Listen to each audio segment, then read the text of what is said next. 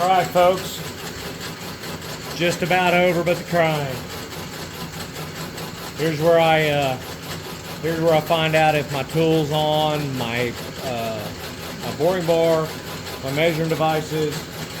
Here's where I find out if everything's on.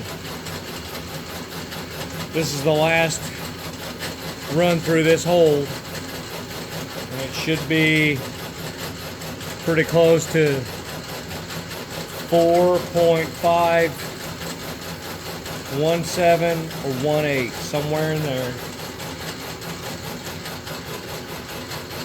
We got about a quarter inch to go. She shut herself off.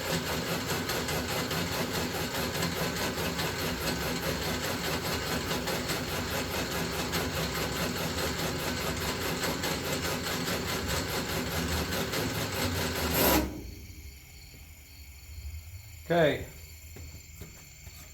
shut herself off. Now what I'm going to do is loosen up the cat's paws quite a bit. Guess that's all the way. I'm going to loosen up the machine. Sorry about the lighting. It is like 8:30 or whatever at night. So I'm going to loosen up the tool.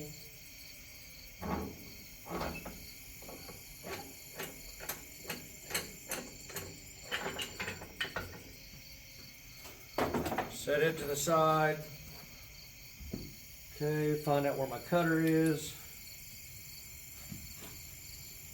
Cutter is in the back.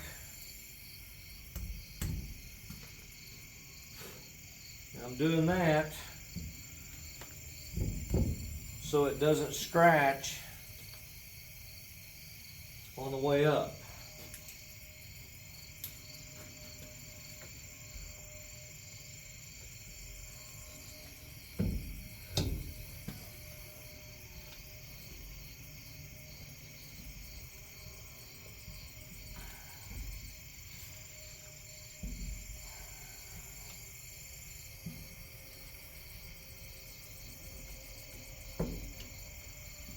All right.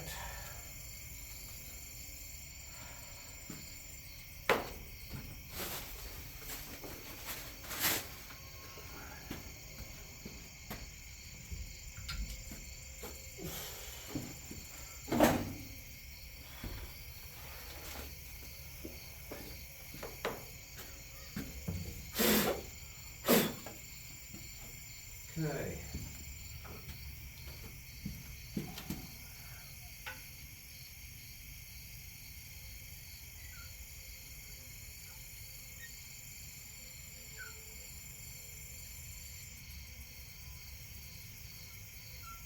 That should be about 17 and a half.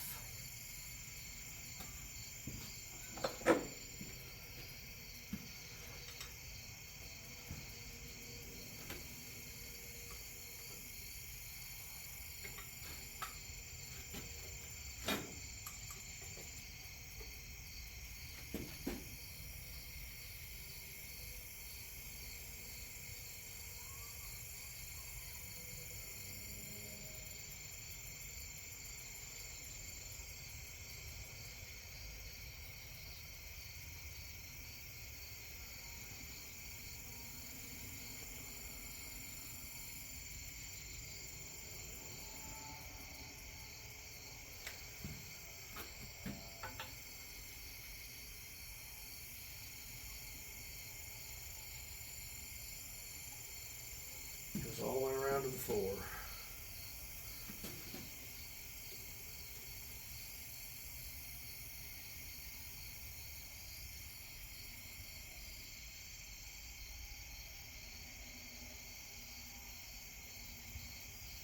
Well, according to that, something is off.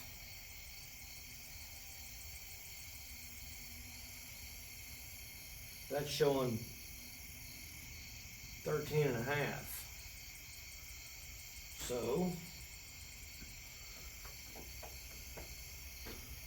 get the sleeve.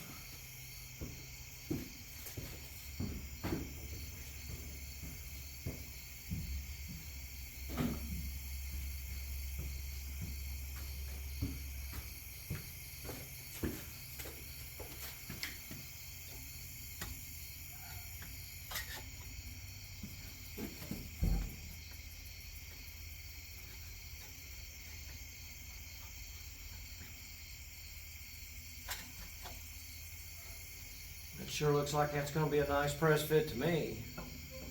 So what is going on?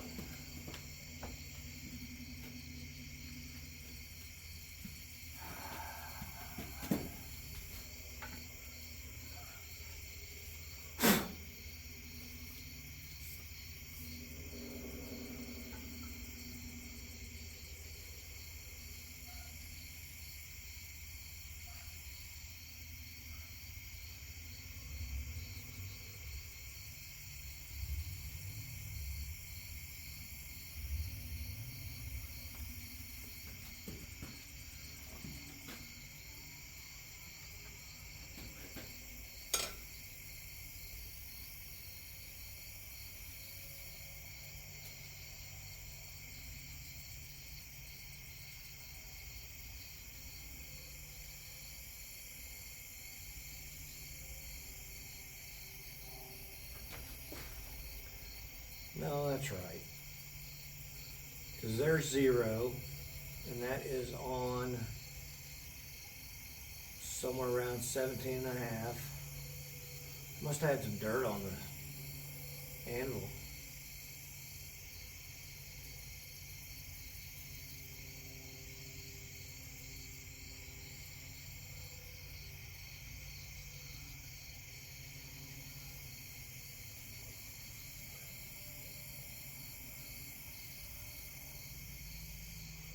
Yeah. So this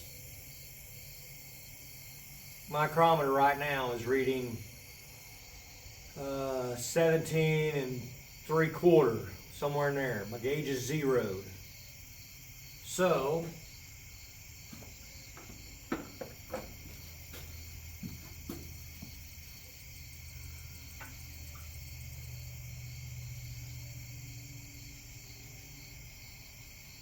I'm basically 4/10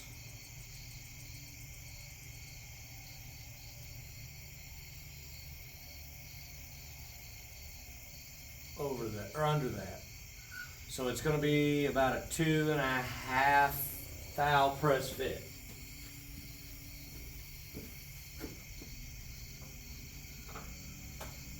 That I can live with.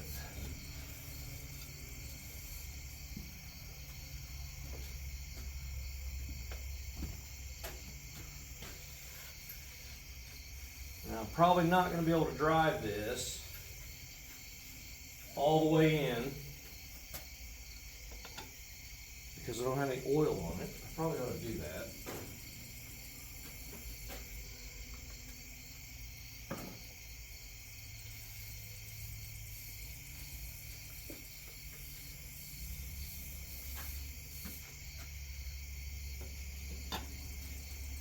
So what I'm going to do is drive that in there as far as I can with what I have, because I don't even know I'm going to have a hammer in here.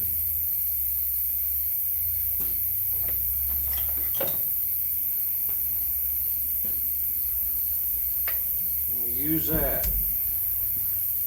I have something that resembles a hammer.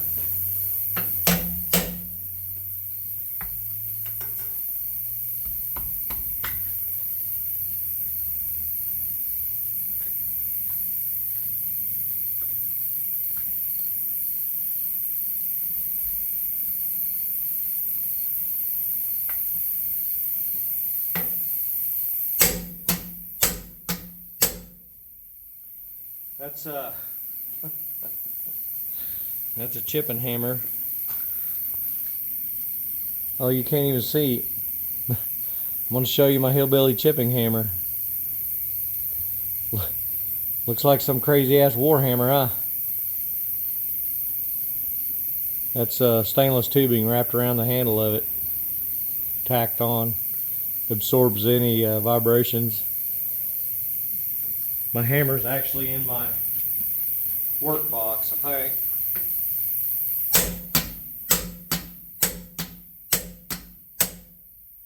I believe that's going to go. So what I'm going to do is, now that I've got this started, it's just going to have to stay like that until I get my press setup made for it.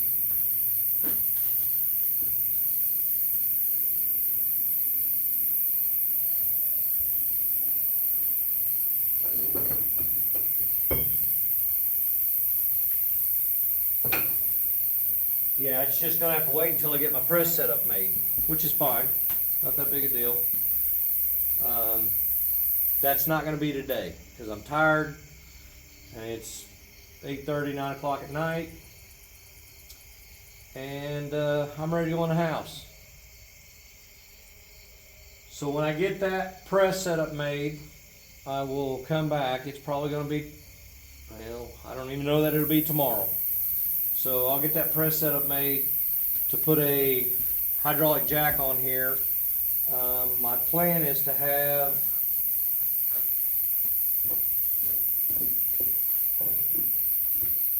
see what you guys can see. Okay. My plan is to have this piece of steel. I've got the holes marked. I'm going to drill those out. I will put, I've got 2 bolts. Those will go in the corners with all thread probably welded to them. Not going to get fancy. Anyway, those are going to go on there. And then I will figure out how high I need to be for my hydraulic jack to go in there with a press plate on it, and have nuts for adjustment. No big deal there. And we will ram that thing home.